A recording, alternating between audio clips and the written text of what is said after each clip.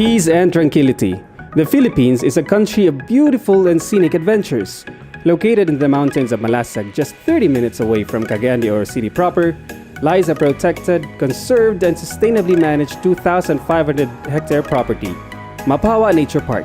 Kung kalinaw, preskong hangin ug makalingaw nga activities, sama sa canyoneering and river trekking ang imong gipangita, no need to travel far and spend more. With just a few taps on the StreetBy app, then you're off to an epic adventure. Come on, join me and my friends here in Mapawa Nature Park. With good friends, epic adventure, and the StreetBy app, life is great.